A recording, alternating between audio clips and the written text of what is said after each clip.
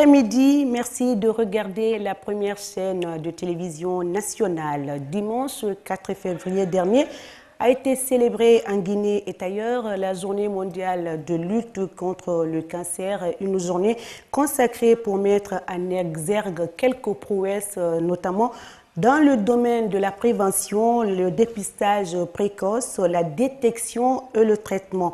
Qu'en est-il de tout cela dans le service cancérologique?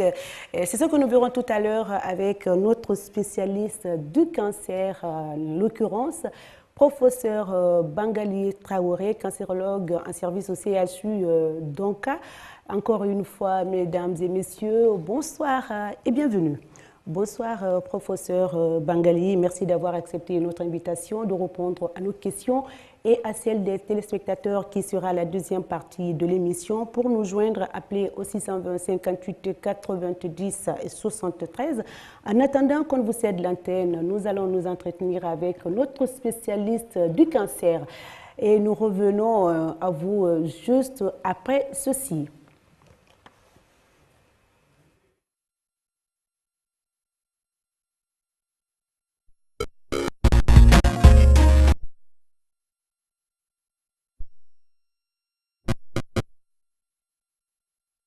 Tout docteur, 55 minutes pour parler de notre thème en rétrospective, la journée mondiale de lutte contre le cancer.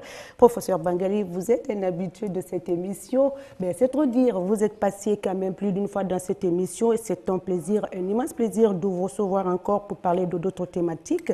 Je disais tout à l'heure que la journée mondiale est célébrée chaque 4 février de chaque année et cela depuis des lustres. Aujourd'hui, nous allons parler des priorités. Quelles sont les priorités dans la lutte contre le cancer en Guinée? Tout d'abord, il faut que je vous remercie. Merci.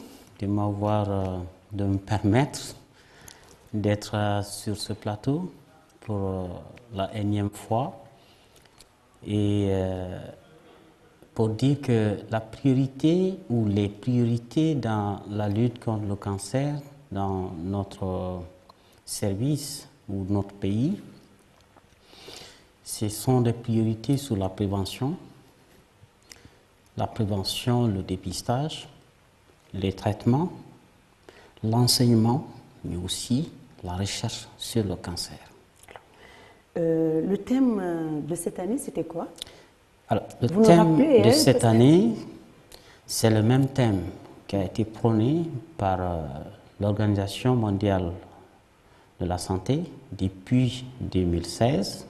C'est-à-dire 2016, 2017, 2018, c'est le même thème. Je peux, nous pouvons. Pourquoi on a retenu plus d'une fois le même thème? Alors, la lutte contre le cancer, c'est un engagement. C'est d'abord un engagement individuel. Et ensuite, l'engagement individuel devient collectif. Donc, je peux, nous pouvons. Un combat que nous devons mener ensemble. On parle de services de cancérologie, nous y restons toujours. Quels sont les efforts consacrés dans la recherche, s'il existe, et le traitement des différents cas de cancer en Guinée?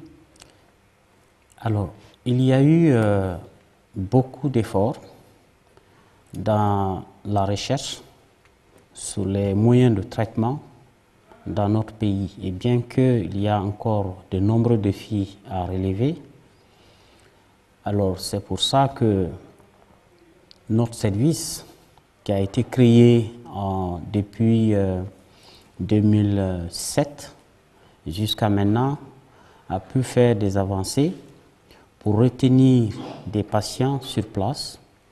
Mais avant la création de notre service, il y a eu d'autres efforts qui sont à saluer par nos enseignants de rang A, et notamment les services de gynécologie obstétrique, parce qu'il y a eu quand même des progrès dans la recherche. C'est sur la base de ça même que la Guinée a pu abriter le centre régional de formation à la prévention des cancers gynécologiques qui est basé à Donka. C'est un centre donc, qui est dédié pour la formation sous-régionale dans les pays francophones. Ce centre a eu à former et même des médecins des pays de l'Afrique centrale sur la prévention des cancers gynécologiques. Et donc, la recherche est en marche, mais il y a encore de nombreux défis à relever. Alors, nous allons parler de ces défis tout à l'heure, mais avant de suivre le reportage du journal télévisé réalisé par notre consoeur Adiatou, vous avez parlé de retenir les patients sur place. Qu'est-ce que vous entendez par là, retenir avant la création ou avant la mise en place de votre service en 2007? Alors, je reviens à l'époque où j'étais en formation. On recevait assez de patients pour le traitement du cancer à Dakar. Aujourd'hui encore, ça continue d'être évacué. Les gens continuent de sortir pour aller se faire soigner. Mais si je revois un peu les statistiques de 2007 jusqu'à maintenant, 2018. Je vois que de jour au jour, nous continuons à garder des patients sur place parce que les patients partaient pour faire de la chimiothérapie.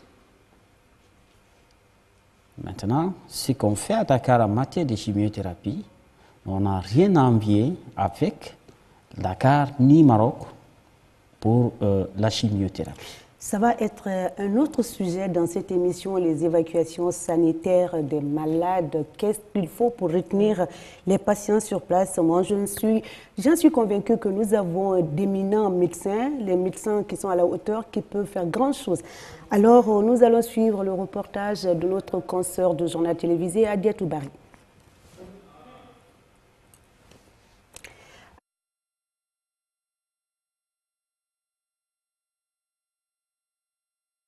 Journée mondiale de lutte contre le cancer en rétrospective.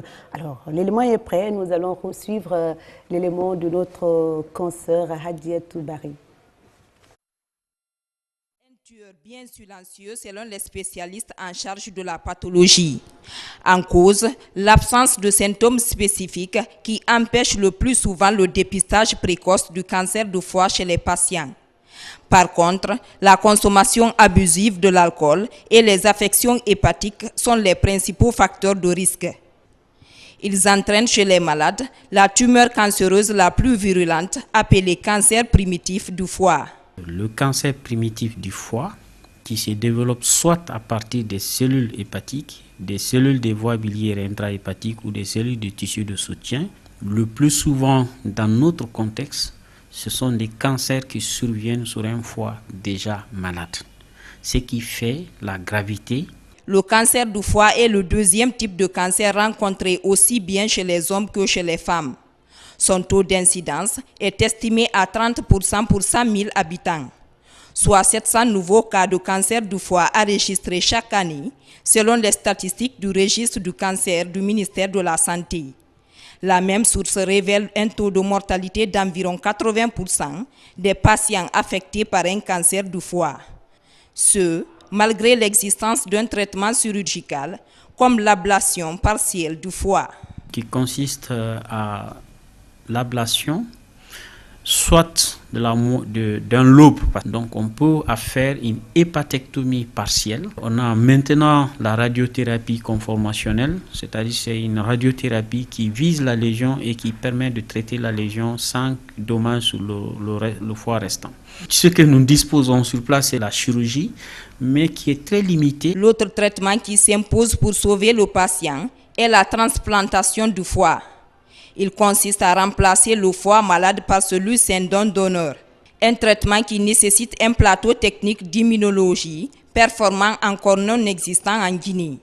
En attendant, les spécialistes misent sur les mesures préventives comme la vaccination d'envergure contre le virus de l'hépatite B qui entraîne fortement le cancer du foie.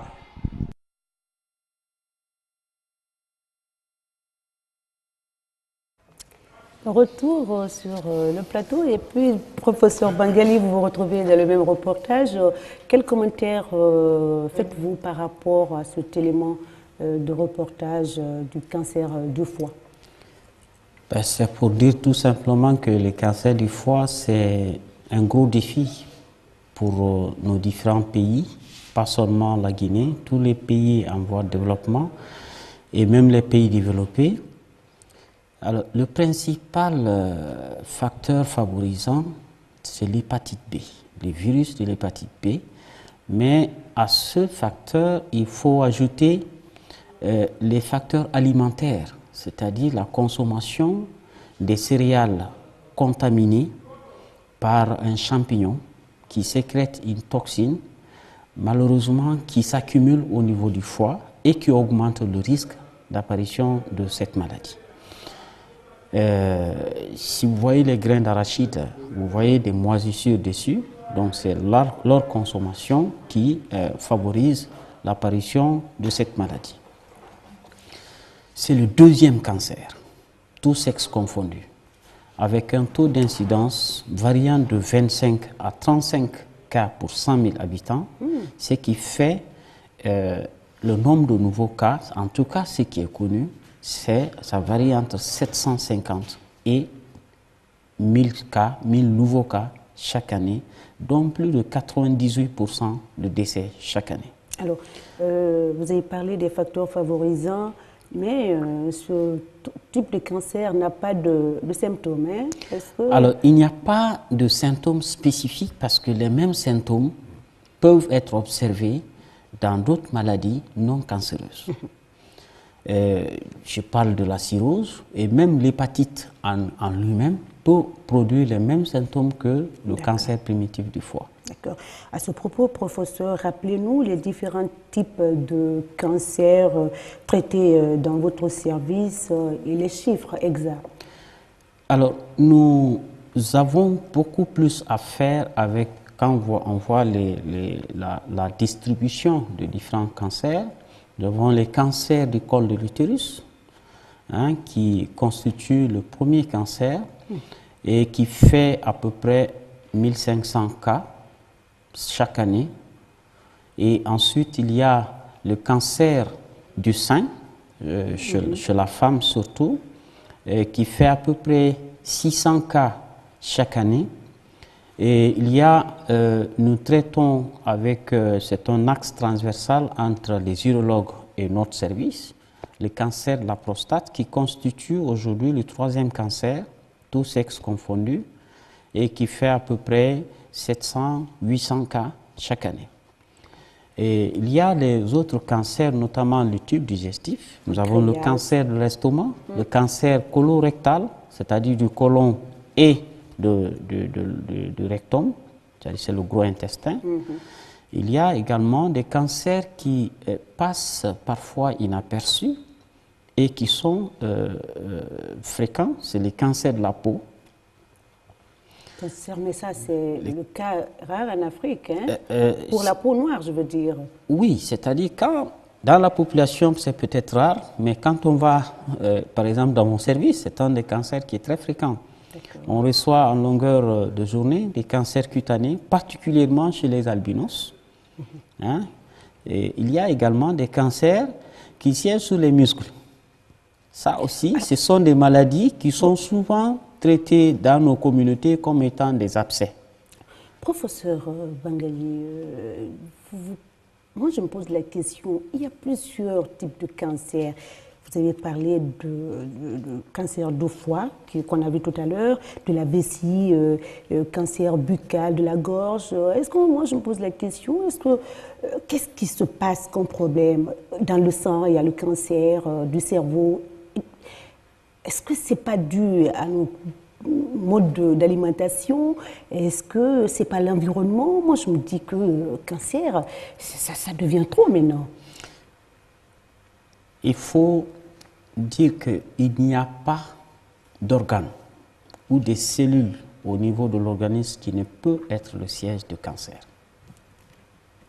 De la tête aux orteils, tous les organes peuvent être le siège de cancer. Tous les organes. Alors pourquoi cela? Il y a de nombreux facteurs favorisants. Maintenant, parce qu'avant, on en parlait moins. Parce que on était confrontés, les pays sous-développés étaient confrontés à des maladies infectieuses. La peste, le choléra, ainsi de suite. Maintenant, le virus Ebola. Mais de plus en plus, c'est une transition. Le niveau de vie change. Il y a une occidentalisation de nos coutumes, mais qui ne nous laisse pas nous passer de nos coutumes habituelles. C'est-à-dire que la pollution, ça continue. Si vous sortez tout à l'heure de l'autre côté, tout à fait à 100 ou 200 mètres d'ici, vous verrez une grosse fumée. Une fumée polluée. Et ça, c'est un facteur favorisant. La consommation de tabac, les infections virales, l'hépatite B, les virus du papillome humain qui est le principal facteur de risque des cancers du col de l'utérus, la consommation de l'alcool, la pollution industrielle également, c'est aussi un facteur. Alors nous sommes entourés des facteurs favorisants, les personnes sont exposées à ces facteurs, les personnes sensibles à tout cela. Alors quand on parle de l'alcool, de la cigarette, mais les gens ne nous écoutent pas, j'ai l'impression. Ils continuent toujours à fumer. Alors nous allons continuer, ça va être un autre débat, un autre sujet. La prévention et le traitement nous intéressent en cette journée en rétrospective. Professeur, comment cette journée du 4 a été célébrée dans vos services respectifs? Alors, particulièrement pour cette année, la célébration de la journée mondiale contre le cancer a été différée. Ce sera célébré au mois de mars. Pourquoi? En raison des élections communales. Oui. Et c'est pour ça que sur ma page Facebook, j'ai lancé un défi à tous les élus qu'ils en fassent un programme. Parce que toutes les communautés, toutes les classes sociales sont concernées par cette maladie. Ce sont des tueurs silencieux. Cette maladie tue silencieusement.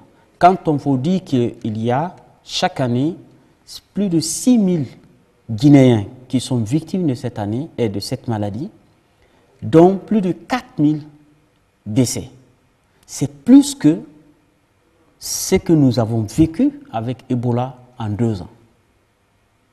C'est gravissime. En 2 ans. Mais ce sont des morts qu'on ne voit pas, qui ne sont pas déclarés. Parce que vous ne faites pas la campagne des morts quand même. Ben justement, on ne fait pas ça.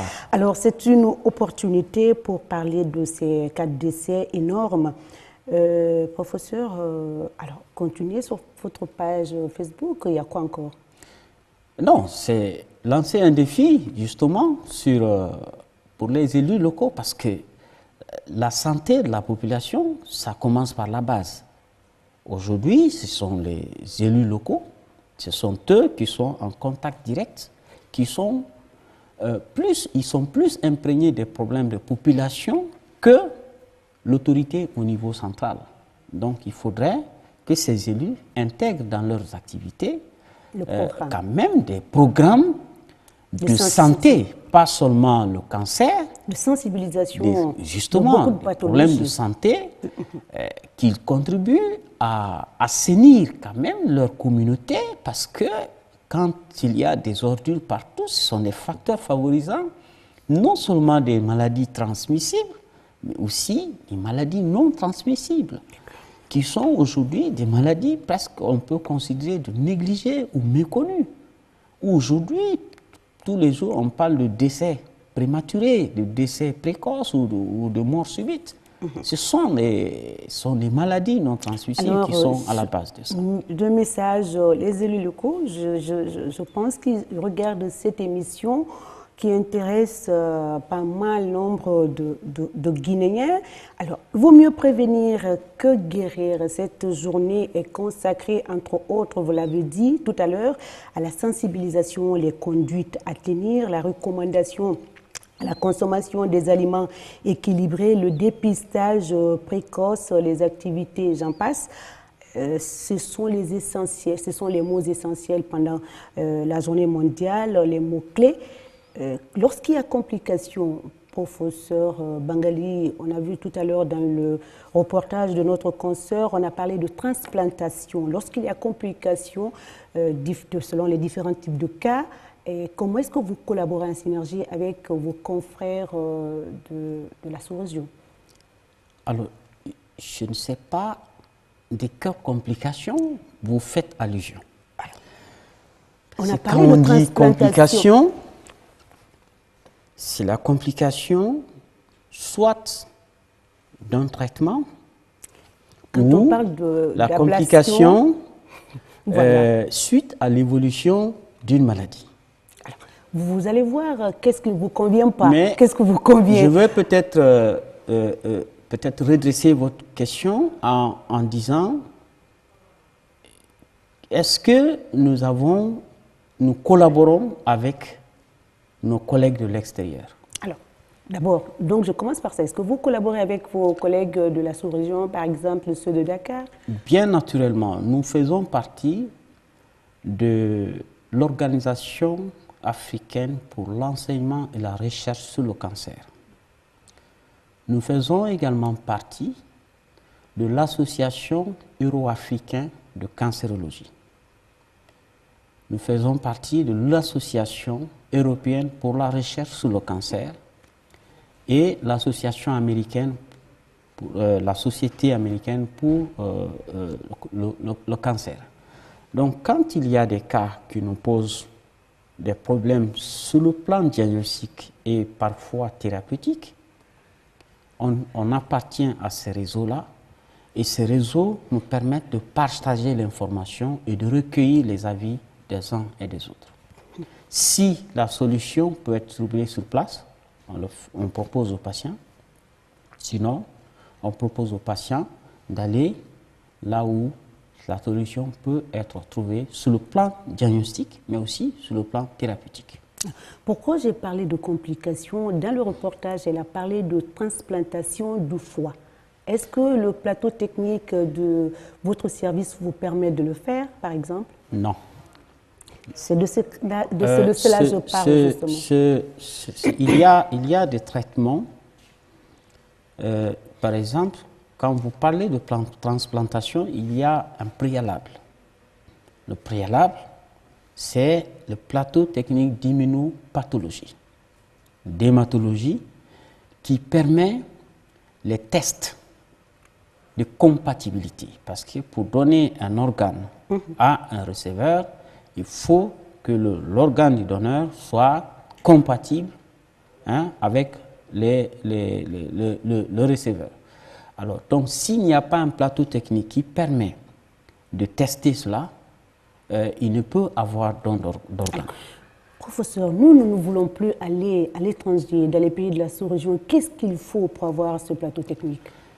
Alors, j'espère bien que le ministre de la Santé il adore cette émission. Il adore cette émission, il nous écoute. Bien entendu. La cancérologie, ce n'est pas le seul service qui est confronté à cela. Il y a les insuffisants rénaux, ils étaient la dernière fois ici. Il y a comment on appelle ça, les cardiologues également, les insuffisants cardiaques, qui sont aussi confrontés à et ils sont d'ailleurs plus confrontés à ces problèmes que nous autres. Donc, ils nous écoutent. Et je pense que c'est le meilleur ambassadeur pour résoudre cet aspect-là. Très bien. Alors, les difficultés, c'est une des difficultés. Hein? Justement, c'est un gros défi. Les défis sont quand même énormes, hein, si vous me permettez. On a des défis en matière d'examen anatomopathologique. Le service existe, ils fournissent de gros efforts. Mais vous savez, on évolue. On ne traite pas le cancer aujourd'hui uniquement sur la base des comptes rendus qui portent sur l'examen ou le type de maladie, c'est-à-dire le type histologique et le grade histologique. Il y a d'autres aspects tels que le comportement biologique. Si vous prenez le cancer du sein, on a besoin de connaître si ces cancers sont sensibles à des hormones ou pas. On a besoin de savoir s'il y a des gènes qui sont exprimés parce que ces gènes-là, quand ils sont exprimés, c'est un facteur de résistance au traitement, à la chimiothérapie que nous livrons. Donc, si on ne connaît pas ce statut-là, c'est difficile de prévoir ou de cibler, d'appliquer aujourd'hui des nouvelles thérapies, appelées des thérapies ciblées. Donc, ces traitements-là sont sur la base de ces examens-là. Quand ce n'est pas disponible dans notre pays, c'est un gros défi. Il y a les défis en matière d'infrastructure, en matière de ressources humaines. Je ne peux pas... J'en viens la formation des jeunes cancérologues. Vous êtes professeur, jeune professeur. Est-ce que la relève se prépare quelque part dans le service? Quelque part dans le service. Bien sûr, nous avons beaucoup espoir. Si on a opté pour cette carrière, c'est parce qu'on n'est pas agrégé pour se servir, c'est pour former des médecins qui vont être comme nous, ou peut-être même plus que nous. Donc nous avons ça dans nos objectifs. Peut-être dans les prochaines années, on sera amené à créer le DS de cancérologie chirurgicale ou de cancérologie en partenariat avec d'autres collègues qui vont être sur place, mais aussi des collègues qui sont à l'extérieur. Donc ça, c'est un gros défi que nous attend. À chaque fois que l'on parle de cancer, on parle plutôt des femmes, on parle plutôt des hommes. Les enfants aussi souffrent de cette maladie, professeur. Ils constituent environ 10% de l'ensemble des maladies. Chez l'enfant, il y a En fait, quand vous voyez la courbe d'incidence du cancer, le nombre de cas de cancer en fonction de l'âge, vous verrez 2 pics. Le premier pic, c'est avant 15 ans. Alors, il y a des cancers qui expliquent ce pic de fréquence. Ce sont des cancers d'abord d'origine embryonnaire. Donc, ils se développent ou dépendent des tissus embryonnaires. Chacun d'entre nous a un résidu des tissus embryonnaires. Donc, ce sont ces cancers-là, ils sont très fréquents. Je veux parler de rétinoblastome. C'est les enfants que vous voyez avec des tumeurs de l'œil. Le néphroblastome, c'est des enfants que vous voyez avec un gros ventre. Ça dépend donc des tumeurs qui se développent à partir du rein de l'enfant. Il y a l'hépatoblastome, donc ça dépend de l'organe qui est atteint. Chez l'enfant également, il y a un type particulier de cancer appelé lymphome de Burkitt. C'est une maladie, l'agent responsable a été identifié pour la première fois en Ouganda dans les années 70.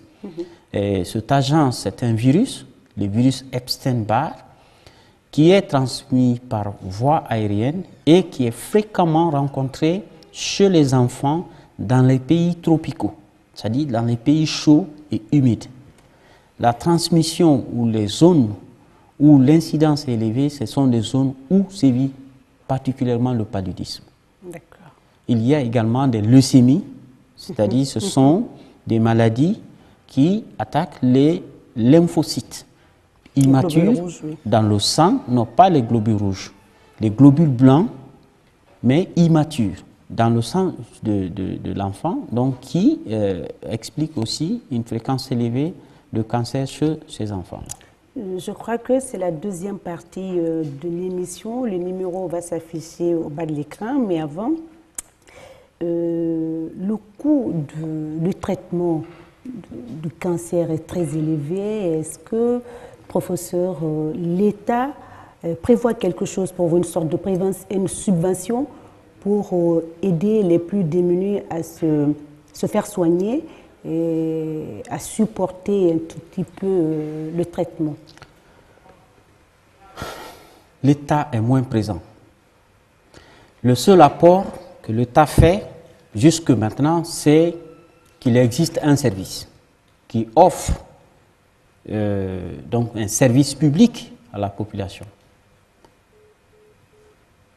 Mais c'est qu'il y a Récemment, Il y a l'INA, l'Institut qui permet d'assurer les fonctionnaires de l'État. Mais il y a combien de fonctionnaires? Les fonctionnaires représentent combien de pourcents par rapport à la population générale? Donc, vous voyez, le défi est grand.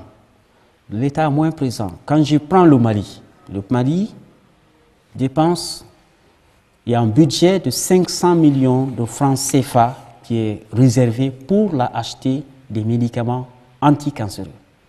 Les Maliens aujourd'hui, en tout cas pour un bon nombre de cas, n'achètent pas les produits anticancéreux. Dans les autres pays, il y a une subvention sur l'achat de ces médicaments-là. Ça veut dire que ces médicaments sont disponibles dans les pharmacies centrales. Est-ce le Et cas? dans les pharmacies hospitalières, non, il n'y en a pas. Et j'espère que, avec le renouvellement du cabinet du ministre de la Santé, que nous aurons... On va revoir tous ces volets-là. Justement, que nous aurons des... Pour vous aider à vous de souffler un peu. Le numéro est affiché au bas de l'écran, le 620 58 90 73. Alors, on n'a pas d'appel. Professeur, vous avez cité beaucoup de cas de cancer, prostate, cancer du col de l'utérus, des seins, foie, pancréas. Est-ce qu'il semblerait qu'aujourd'hui, je ne sais pas, le cancer sexuellement transmissible, est-ce vrai? Avant de répondre, on va prendre cet appel. Allô? Allô? Allô?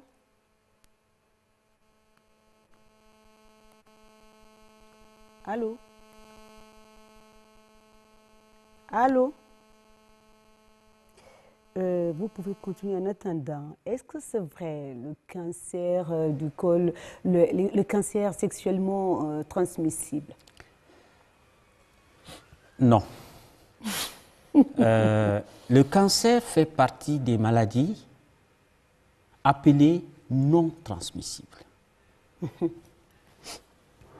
Par contre, parmi les facteurs favorisants, il y a des facteurs d'origine infectieuse qui se transmettent. D'accord.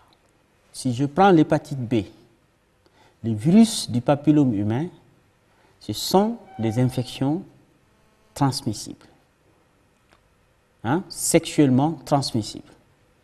Le VIH est un facteur également indirect dans le développement du cancer, parce que... Est-ce qu'on ne peut pas prêter le mot sexuellement transmissible parce que les facteurs favorisants sont déjà présents?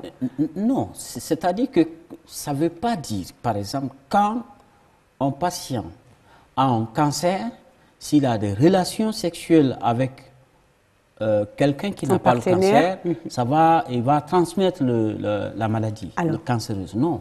On va laisser tomber le mot, mais il y a des facteurs favorisants quand même. Oui, ce sont des facteurs qui favorisent la transmission. Le cancer, la transmission. Donc qui, Alors, allô?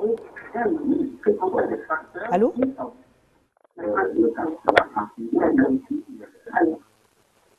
Allô? Bon,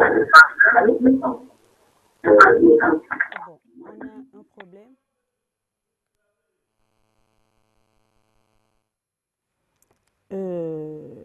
Nous n'avons pas encore la ligne. Le mot, on ne peut pas non plus le prêter, non?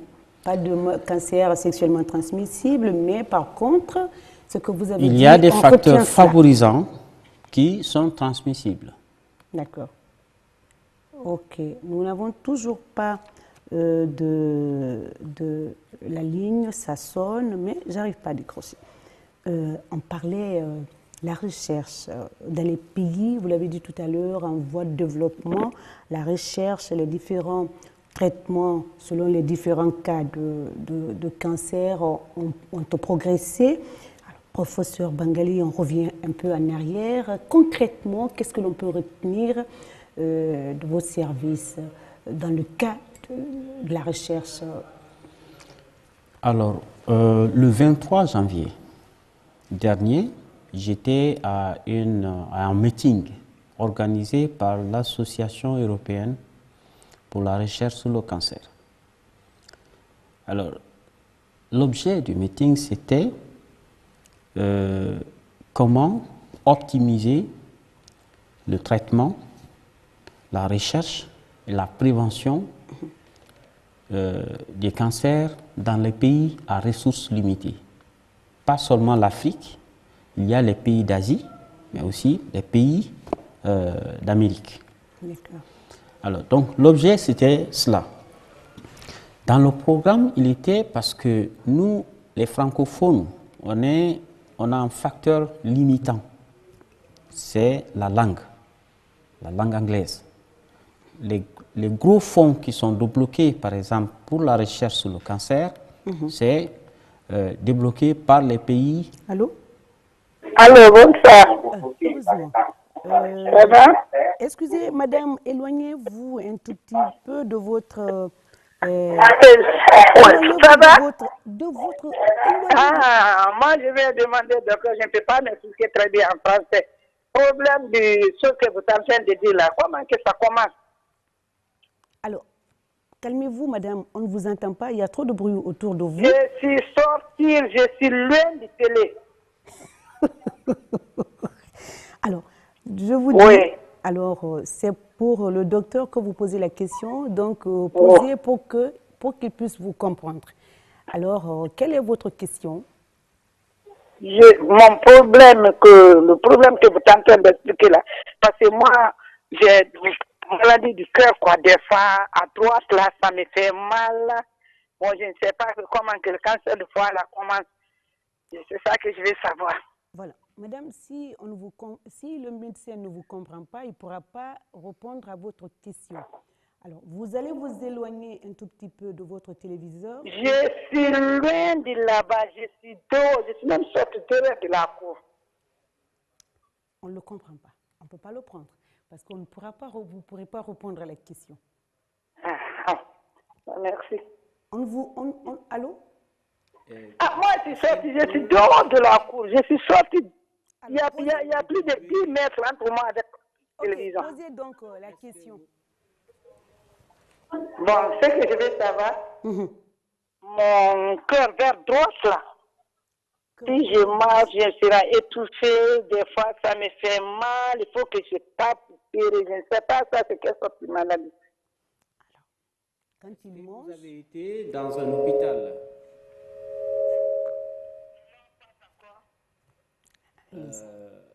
Bon, là, je vous conseille d'aller... vous résidez où? Vous Vous résidez où? Je suis à Francis, c'est à Waketa, l'appareil. Ok. Donc, je vous conseille d'aller... Vous dites que vous avez mal au cœur, non? Gauche, disons Côté gauche. C'est le À sein? l'hôpital? Est-ce que c'est le sein ou c'est autre chose? C'est moi, mais mon cœur vers droite là. D'accord. Des fois, si ça me fait mal, ça me fait mal. Ok, je Ça vous me conseille... fatigue un peu, là. Des fois, si ça fait mal, il faut que je tire ça avec ma main. Je vous conseille d'aller dans un centre de santé ou dans un centre communal pour expliquer votre problème. Et ensuite, si ça leur dépasse, et comme ça, on va vous référer à un niveau supérieur pour être pris en charge. Merci, docteur. Je vous en prie. Merci beaucoup. Donc, c'était l'inquiétude de notre téléspectateur. Alors, elle a parlé du côté droit, pas du côté gauche. De toute façon, vous lui recommandez d'aller dans un centre, c'est mieux indiqué. Allô? Bon après-midi, messieurs. Comment vous vous appelez et d'où vous nous appelez? Allô? Comment vous vous appelez, messieurs, et d'où vous nous appelez? C'est Diallo Lamarana. C'est? Diallo Lamarana. Diallo Lamarana. Votre question? Oui, j'aimerais savoir sont les facteurs qui favorisent le cancer du foie? Cancer du foie. Et comment le cancer se manifeste? Les symptômes. C'est très clair. Là, la question est très claire. Les facteurs qui favorisent le cancer du foie, on a parlé tout à l'heure des virus de l'hépatite B et des virus de l'hépatite C. Ce sont des infections qui se transmettent par voie sexuelle et par la contamination sanguine, mais aussi par de la mère à l'enfant, à travers le placenta. Et le virus va entraîner donc une maladie au niveau du foie appelée cirrhose du foie et qui est intermédiaire pour avoir le cancer du foie. Il y a également la consommation abusive de l'alcool qui peut aussi entraîner la cirrhose et qui se transforme en cancer. On a la consommation de céréales ou d'arachides contaminés par un champignon donc, qui entraîne aussi le cancer du foie. Très bien. Alors, allô? Vous avez fini? Vous continuez. Les signes, il n'y a pas de signes spécifiques parce que... je le raccroche, vous continuez. Il n'y a pas de signes spécifiques parce qu'au moment où on a les signes, la maladie est déjà avancée. Donc, je préfère ne pas parler des signes que je préfère qu'on intervienne sur les facteurs favorisants. La meilleure prévention, c'est de consommer des aliments qui sont bien conservés, mais aussi de faire la vaccination. Alors ça, c'est à bas âge, hein? Ah oui, même à l'adulte, si le sujet n'est pas vacciné, qu'il se rende au centre de vaccination pour demander où se trouve le vaccin, on lui dira où se trouve le vaccin. D'accord. Qu'est-ce question que je voulais poser tout à l'heure? On passe cet appel. Allô? Allô? Allô? Allô?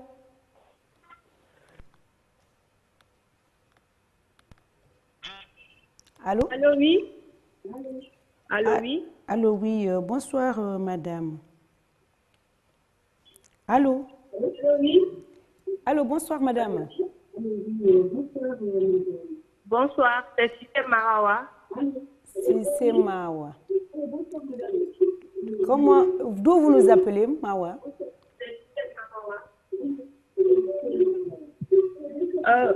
Merci, professeur. Alors, éloignez-vous, on ne vous entend pas, il y a trop de bruit. Éloignez-vous de votre poste téléviseur, il y a trop de bruit. Allez, posez votre question. Elle est encore tout près. Hein? Allô? Voilà, c'est bon là? Oui, allez-y. J'aimerais savoir, dans le traitement du cancer, après la chirurgie d'Exérèse, quelles sont les causes des récidives de ce cancer? Parce qu'il y a des cancers qui récidivent après le traitement. J'aimerais savoir ça, c'est lié à quoi? Alors, les facteurs, je vais redresser peut-être en disant rechute de la maladie pour permettre à un bon nombre de comprendre. La chirurgie n'est pas le seul traitement, le plus souvent, du cancer. Donc, avant d'opérer, il faut savoir s'il y a un traitement à faire avant la chirurgie, ce que bon nombre de chirurgiens ne font pas. Et après la chirurgie, est-ce qu'il y a d'autres traitements à faire, c'est-à-dire qu'on appelle des traitements complémentaires ou des traitements adjuvants? Si on ne fait pas les traitements qui doivent être faits avant et les traitements qui doivent être faits après, c'est un facteur de risque de rechute de la maladie. Mais les facteurs de rechute, il y a aussi le stade auquel on reçoit les malades. Il y a le comportement de la maladie elle-même qui constitue aussi un facteur de rechute, mais aussi la façon dont la chirurgie a été réalisée. Parce que l'objet de la chirurgie du cancer, ce n'est pas seulement enlever la tumeur, mais il faut enlever la tumeur avec un environnement des tissus sains. C'est ce qu'on appelle la chirurgie carcinologique. Il faut que cette chirurgie soit adaptée également à la taille de la tumeur. Il faut qu'elle soit, si vous optez par exemple pour un traitement conservateur, c'est-à-dire qui consiste à enlever la tumeur, laisser l'organe sur place, alors qu'il faut enlever l'organe entier, forcément, il y aura une rechute de la maladie. Donc, ça dépend de beaucoup de facteurs. Allô? Allô, oui, bonsoir. Oui, bonsoir, monsieur. Comment vous vous appelez et d'où vous nous appelez? En fait, je me nomme tout simplement Kabalay. On ne vous entend pas, éloignez-vous. Kabalay. Kabalay. Alors, nous vous écoutons, monsieur Kaba. Je suis actuellement à Lambagne. Vous habitez à Lambagne. La question pour le professeur. Vous dites? Nous vous écoutons. Allô? Allô? Oui, nous vous écoutons. Posez la question. Quelle est le mesure de prévention en cas d'un cancer? Reprenez, on ne suit pas. Allô, monsieur Kaba? Monsieur Kaba, vous êtes là? Allô? Oui, monsieur Kaba, posez la question. Quelles sont les mesures de prévention du cancer? Les mesures de prévention du cancer. Oui, oui. Ok. Je saute sur l'occasion. Hein? Alors, on parlait tout à l'heure de virus. Première mesure, vaccination. Hein? Vaccination, par exemple, pour prévenir le cancer du foie, c'est la vaccination. Quel type prévenir, de vaccination, professeur? Il faut être vacciné contre le virus de l'hépatite B. Très bien. Pour le cancer du col de l'utérus, il faut être vacciné contre les virus des papillomes humains. Ça, c'est où le vaccin? Alors, malheureusement, le vaccin contre le virus de l'hépatite B est actuellement disponible à l'Institut national de prévention, mais il est intégré au pentavalent, c'est-à-dire les enfants qui naissent et dès leur premier mois, il y a un vaccin, donc c'est intégré dans le programme élargi de vaccination. Mais il y a des voies qui s'élèvent pour essayer de protéger plus précocement les enfants en proposant d'isoler le vaccin afin de l'administrer dès la naissance. Il y a l'alimentation. Il faut consommer beaucoup de fruits et légumes. Et le vaccin contre le col de l'utérus? Il n'est pas encore disponible dans notre pays. Mais c'est disponible ailleurs? Ailleurs. Très bien. Alors, il faut améliorer son alimentation en consommant beaucoup plus de fruits et légumes, en consommant moins gras. Et également, il faut pratiquer une activité physique régulière, c'est-à-dire pratiquer du sport régulièrement. Ne pas consommer de tabac. Les 3 mesures, je pense, suffisent pour prévenir près de 60% de l'ensemble des cancers. C'est déjà pas mal. Allô?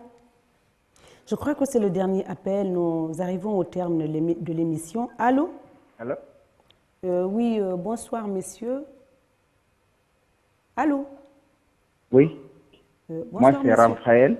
Oui, d'où vous nous appelez? Ok. Je voudrais savoir. D'accord. Allez, posez la question. Comment éviter la contamination de l'hépatite B à l'enfant pendant l'accouchement? Très bien. Ça, c'est une belle question. Là, je fais référence à la protection de la mère et de l'enfant au cours de la période périnatale. Donc, il y a des protocoles de prévention de cette contamination je ne suis pas la personne la mieux placée pour Alors, cela. pour soutenir un tout petit peu ce que vous dites, le professeur Douria est passé dans cette émission. Je crois qu'on a touché tous ces volets-là pour éviter l'enfant, pendant l'accouchement, d'être contaminé. Alors, ça ne relève pas du thème du jour. Alors, je crois que, professeur, les conseils avant de nous quitter. Alors, le premier conseil, c'est de s'impliquer davantage dans la lutte contre la maladie parce que toutes les personnes de toutes les classes sociales, qu'elles soient, sont concernées par cette maladie d'une manière ou d'une autre. Donc, s'impliquer dans la prévention, s'impliquer dans le dépistage précoce des malades, mais aussi, il faut aider, parce que quand c'est la mamaya, les gens sont prêts à aller donner sortir de l'argent, beaucoup d'argent pour se vendre, pour se montrer. Mais quand il s'agit de soutenir des malades ou des structures, on ne voit presque personne. On voit peu de personnes. Donc on invite toutes les personnes de bonne volonté, qu'elles soient opérateurs économiques, qu'elles soient autorités, les ministères, n'importe qui peut apporter son grain de sel sur la prévention et la lutte contre le cancer. Cette personne sera la bienvenue. On félicite et on encourage les associations qui s'investissent dans cette lutte. Et ces associations doivent également être soutenues pour magnifier ou optimiser leur programme de lutte. D'accord. C'était ça. Est-ce que nous arrivons au terme de l'émission? La régie ne m'a pas encore signalé. Est-ce qu'on peut prendre ce dernier appel avant de clôturer? Allô? Allô? Allô? Allô, oui. Allô, bonsoir, madame. Allô, rapidement, on n'a plus le temps. Comment vous vous appelez et d'où vous nous appelez? Allô, oui, bonsoir, madame. Très rapidement, comment vous vous appelez, d'où vous nous appelez? Allô? Oui, il y a du bruit autour de vous. Éloignez-vous et posez très rapidement. Là aussi, il n'y a pas de bruit. Hein. Le retour n'est pas bien, là. Je vous entends très mal. On n'a pas le temps. Très rapidement, on va clôturer. Vous me recevez, madame? Oui, nous vous écoutons. Posez la question rapidement. Voilà. Au fait, vous parlez un peu de ce que le docteur vient à peine de dire. Bon, c'est Souris Tolno, j'appelle depuis l'aviation marché. Par rapport aux gens qui ne viennent pas souvent en aide des médecins, c'est-à-dire qui aiment beaucoup investir, donner des millions dans des mamayas. Ça, c'est une très bonne question. Il va falloir que le docteur revienne encore, en débattre là-dessus, ou qu'on sensibilise les gens. Au lieu d'aller donner des millions à des gens juste que des griots ou soit des griottes parlent de vous, il faut investir dans ce genre de domaine. Il y a des écoles de santé ici, acheter des matériels, amener dans les écoles, apprendre, encourager les jeunes à bien apprendre, au lieu d'aller jusqu'ailleurs, en Europe et ainsi de suite. Alors, donc, c'est une très bonne chose. Merci. Ce qu'il a relaté, je l'encourage beaucoup dans ceci. Merci beaucoup. On n'a plus le temps. Il vous rejoint. Il faut dépenser dans les causes nobles, les enfants déshérités, cancer, dans la lutte contre le cancer. Alors, professeur, il partage votre point de vue. Selon l'OMS, la prévention, il pointe du doigt un indice élevé de masse corporelle, une faible consommation de fruits et légumes, le manque d'exercice physique, l'obésité, le tabagisme et la consommation abusive de l'alcool. Près d'un décès sur 6 dans le monde est dû au cancer. Selon l'OMS toujours, il faut noter que le cancer ne connaît pas de frontières. Ça veut dire que personne n'est épargné de cette maladie. C'est la fin de cette émission. Je rappelle que nous étions avec professeur Bangali Traoré, cancérologue, en service au CHU, donc, qui était notre invité de cet après-midi. Merci à l'équipe technique qui m'accompagne pour la réalisation de cette émission. J'espère que vous avez été servis et ravis. On se retrouve la semaine prochaine. Il a dit, prenez soin de vous, de votre environnement, de votre alimentation. Mangez moins gras, moins sucré, moins salé. Et gardez le sourire, quoi qu'il arrive. Selon Stéphane Gisèle, le sourire est un devoir social. À la semaine prochaine.